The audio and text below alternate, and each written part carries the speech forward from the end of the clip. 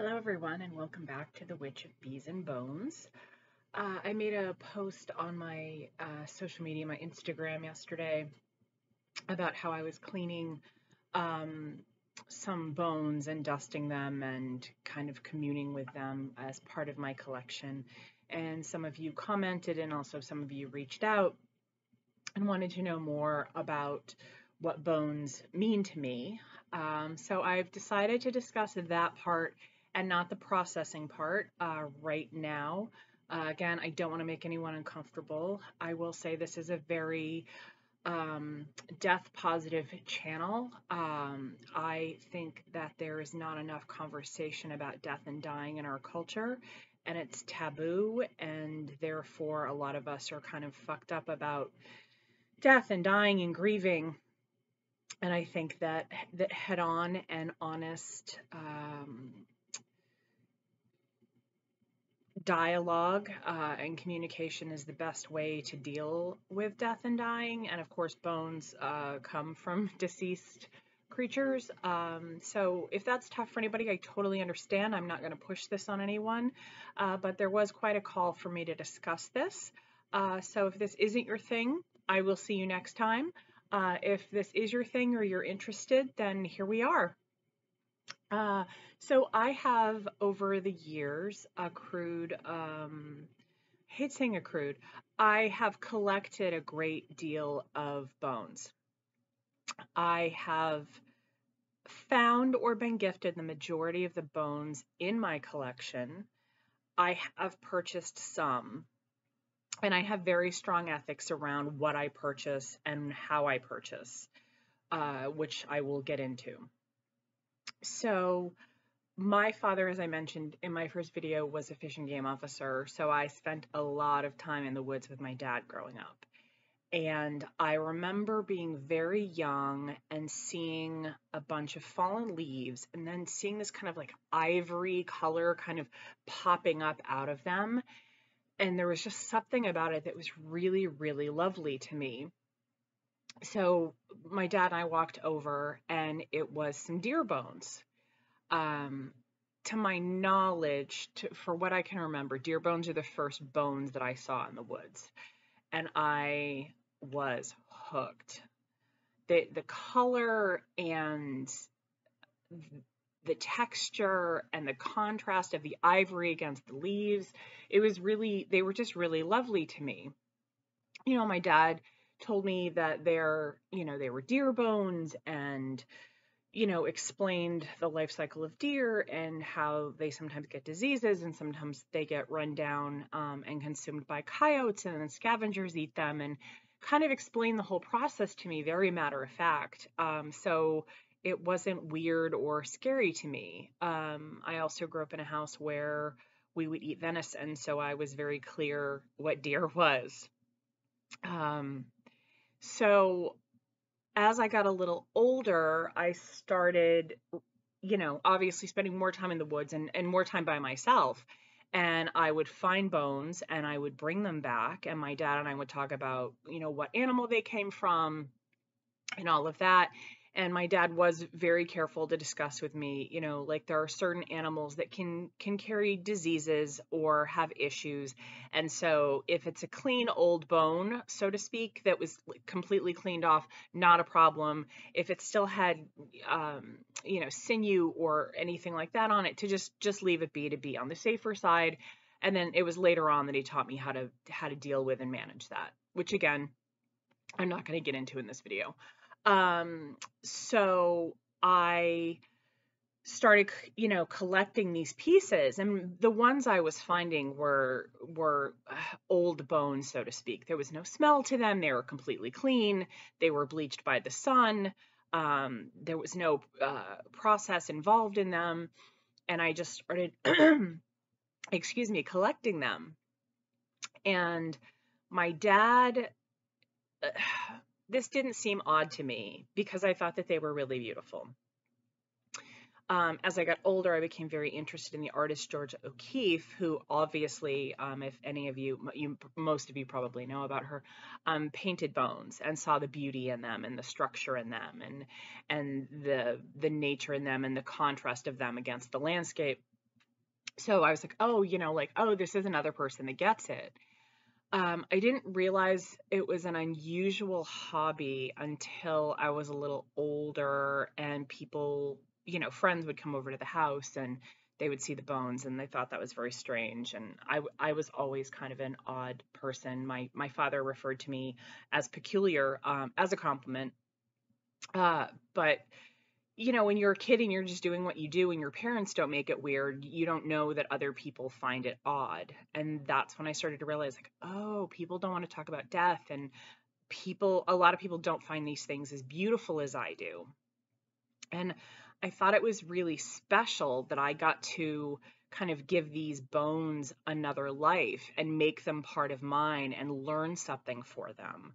Um, Learn something from them, excuse me. So, I I don't want to say I kept it a secret from a lot of people, but it wasn't something that I advertised at a lot. I was never really ashamed of being different, but you also realize like certain things aren't for all company or all people.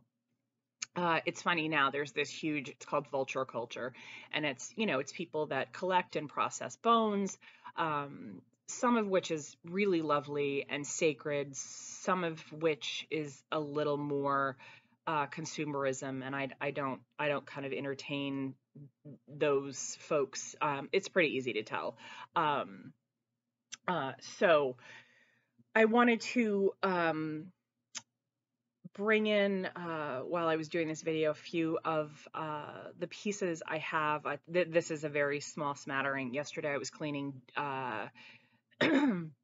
from not cleaning as in processing, but cleaning as in like in your home and they needed to be cleaned. I was cleaning deer and moose bones yesterday for a good chunk because those are larger animals with larger bones and a lot of them.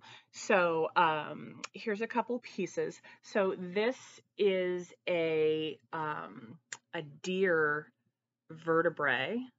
This is part of the cervical vertebrae, so the upper spine, so to speak, like neck area, and it's just really lovely. So you can see this is where this would fit for the next piece.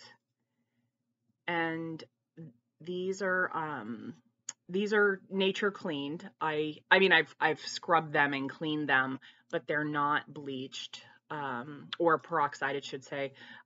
Please don't bleach bones, because it will not do good things, as I've learned over the years. So that's a cervical vertebrae of a deer. And then this beauty also, oh, look at her. So pretty. This came from a doe, female deer. Uh, and this is a thoracic vertebrae. So this kind of sticks up in the back. And then again, this piece, it kind of protrudes, looks almost like a little brain, um, would fit into this on the next vertebrae. And then this one is also not from that deer because it's much smaller. This is from a much smaller, this is the mandible. This is the left hand mandible of a much smaller deer. And this is also nature cleaned.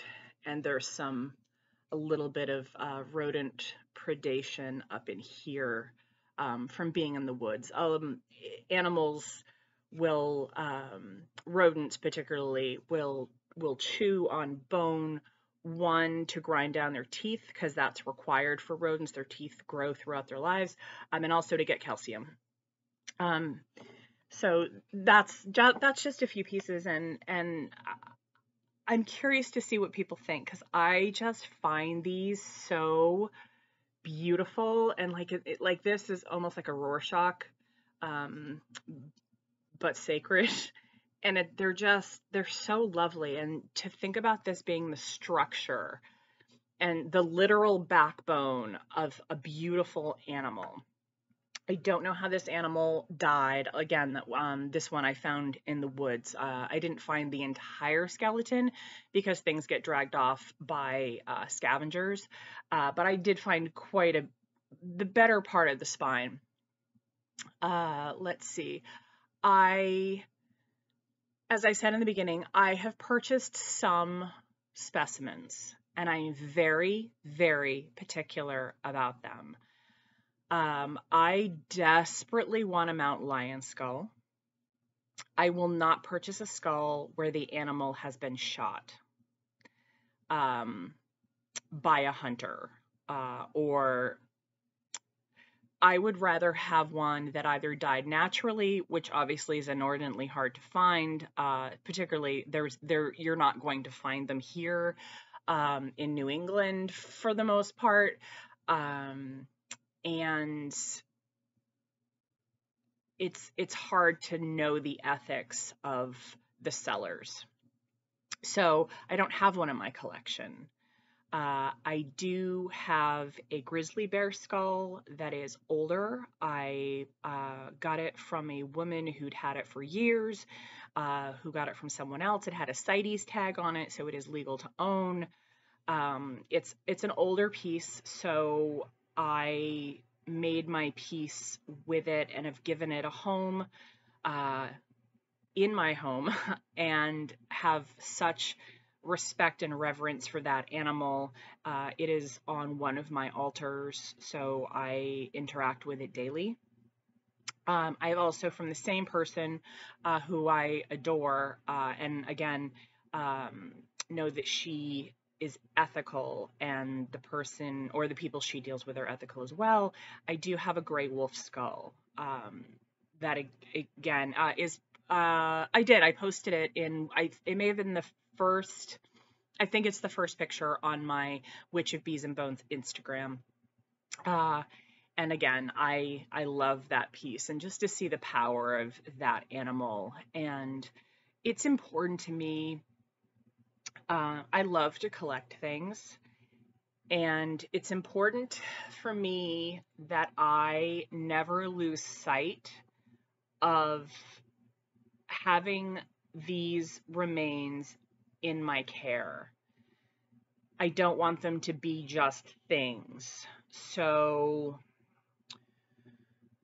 I try to do it 4 times a year, depending on how busy life gets. Sometimes it's 3 times a year. There's bones kind of all over my house, but I will take sections or collections and clean them and spend some time with those bones and reconnect with them. As a way to both honor the animal, to remind myself of my connection with nature and as a bone witch. And there's something sacred in the cleaning of these bones and the scrubbing of them and the drying of them and the arranging of them. It's a very sacred, holy practice to me. I think if someone were to walk into my home, they would see a lot of bones and may not, well, I don't actually, there's not that many people that come into my home it's my sacred space.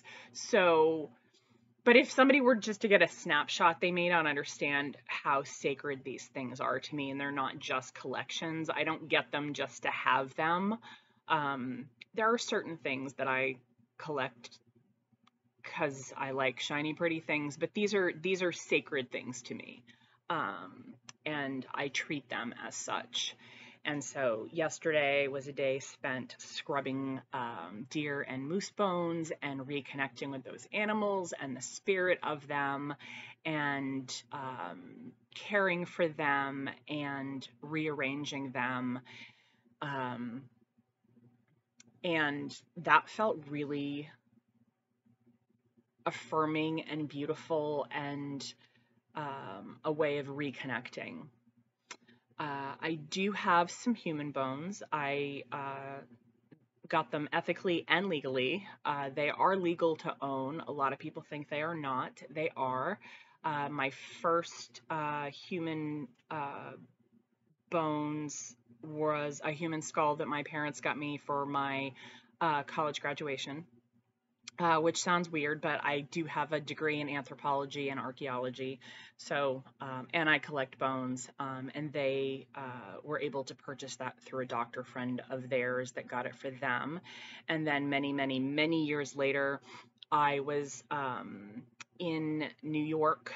There was, I don't know if it's still there or not. There's a store called Evolutions, and they had human um, pelvis and vertebrae, and I was fresh out of college. I was in graduate school. As the saying goes, I barely had a pot to piss in or a window to throw it out of. And I figured out if I ate ramen noodles and popcorn for, I think it was 3 months, that I could get rid of my food budget and I could purchase the excuse me, the vertebrae and pelvis. And I did. And I have never looked back on that decision. I love those pieces. I know that they belong to humans. I know that is sacred. I know it's not, oh, this, I have this weird thing. These are very important pieces to me, and I have great reverence for the person they were. And so those are in my library and at my home, and I walk by them multiple times a day, and I'm always very grateful that they found their way into my life, and that I gave them a home, and I have the reverence and respect for them that I do. Just trying to think about what else we may want to talk about today. That may be it. I'm I'm really hesitant to discuss the processing of bones. I know that's going to be hard for some folks. So maybe as we move on, I might add to that. I'm happy to answer any questions about my collection, or how I display them, or where I find them, or anything like that. Um, and I just really appreciate you joining me today. Um, so thank you, and have a beautiful day. And maybe think about how we can find beauty and sanctity and that which is sacred in unexpected places. Have a beautiful day. Thanks again.